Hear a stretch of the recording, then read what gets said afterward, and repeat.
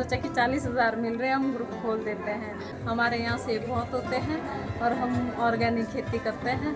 हिमाचल प्रदेश का जिला शिमला जहां एक और अपनी प्राकृतिक सुंदरता के लिए जाना जाता है, वहीं सेब उत्पादकता के लिए भी ये जिला अपनी विशेष पहचान रखता है।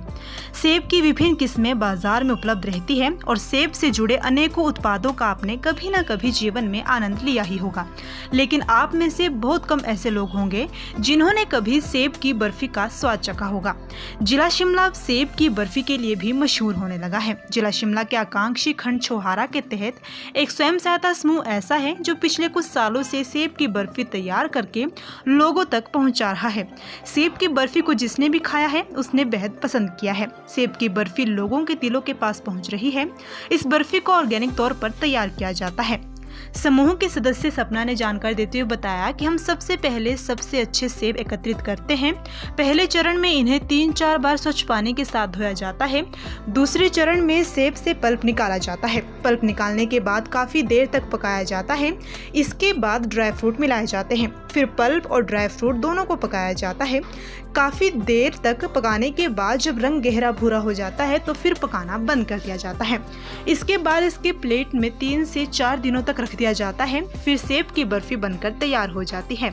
इसके तुरंत बाद छोटे छोटे पीस में काटकर डिब्बे में पैकिंग की जाती है। नमस्कार, मेरा नाम अपना है। मैं गाँव जाबल से हूँ। हमारे ग्रुप का नाम जयदीप्ता जाबल है। हम एप्पल साइडर विनेगर बनाते हैं, बर्फ़ी बनाते हैं और बहुत सारे प्रोडक्ट्स बनाते हैं एप्पल से। जैसे कि बर्फ़ी हो गई। हम बर्फ़ी कैसे बनाते हैं, पहले हम सेब धोते हैं, फिर उसको क्रश करते हैं, फिर उसका पल्प निकालते हैं, फिर जाके उससे फिर से पकाते हैं, फिर अपने ड्राई फ्रूट्स डालते हैं, सब कुछ ऐड कर देते हैं उसमें, फिर उसको अच्छे से पकाते हैं और उसका भी ब्यासी तक ले जाते हैं और फिर उसको मतलब एक प्लेट में रख के उसको ऑयल लगा के रख देते हैं 2-4 दिन के लिए। फिर उसको पैक कर लेते हैं। वो हमारी 1-2 पीस काट के पैक कर देते हैं। 1-2 साल तक वो हमारी वैसी रहती है, उसमें कोई फंगस नहीं आती, अच्छे से रहती है। स्वयं सहायता समूह के अनुसार वो पिछले 3 सालों से सेब की बर्फी बना रहे हैं।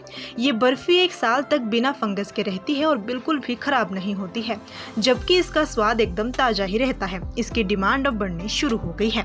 अगर आप सेब की बर्फी का स्वाद चखना चाहते हैं तो रिच मैदान के साथ पदमदेव परिसर में छोहारा और कुपवी आकांक्षी विकास खंड की ओर से लगाए गए आकांक्षी हाट में जय देवता जाबल नारायण स्वयं सहायता समूह के स्टॉल पर खरीद सकते हैं। इसका एक डिब्बा 325 रुपए का बेचा जा रहा है। वहीं अगर ऑनलाइन भी सेब की बर्फी मंगवानी हो तो समूह ऑनलाइन भी डिलीवरी भिजवा देता है।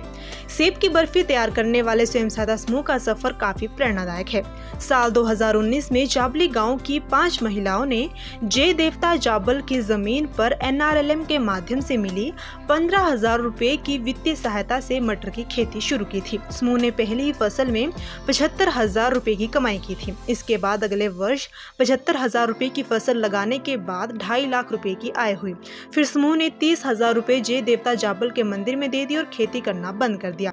फिर समूह ने फैसला लिया कि एप्पल साइडर विनेगर बनाएंगे। समूह ने प्राकृतिक तौर पर एप्पल साइडर का उत्पादन शुरू किया। इससे महीने की 10,000 रुपए के आसपास आय होना शुरू हो गई। धीरे धीरे समूह ने सेब जैम, सेब की चटनी, ड्राइड सेब, सेब का अचार, पियर जैम, पियर चटनी, ड्राई पियर, मूली का अचार, लिंगड़ का अचार, बुरांश का जूस और सेब की बर्फी बनाना शुरू कर दिया।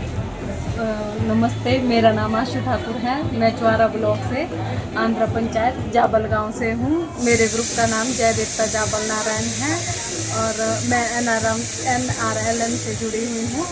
और सबसे पहले मैंने ग्रुप खोला जिसमें हम 5 महिलाएं थी और हमने काम शुरू किया। ग्रुप तो इसलिए खोला था कि 40,000 मिल रहे हैं, तो हमने सोचा कि 40,000 मिल रहे हैं, हम ग्रुप खोल देते हैं। बाद में जब हमें कोऑर्डिनेट किया गया कि पैसे तो मिल रहे हैं, इसका कुछ अपना स्टार्टअप करो, कुछ बनाओ, कुछ करो आगे। फिर हमने हमारे को NRLM की तरफ से 15,000 रुपये मिले।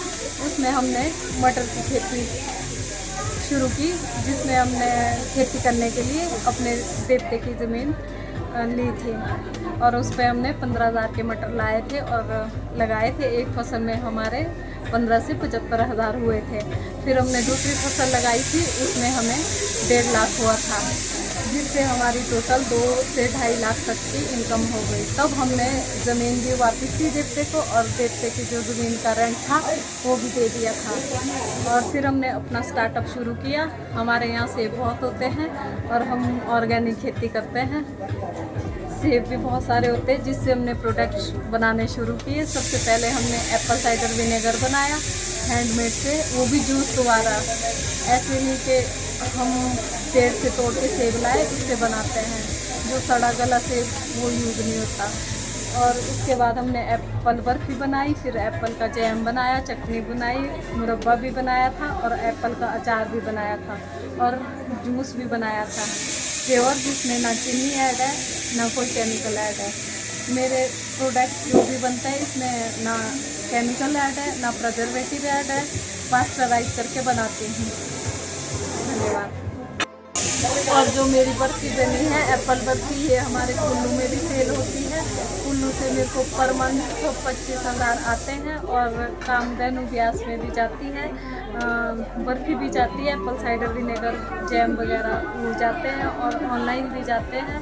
ऑनलाइन मेरा पर मंथ 10 से 20,000 तक हो जाता है सेल। धन्यवाद।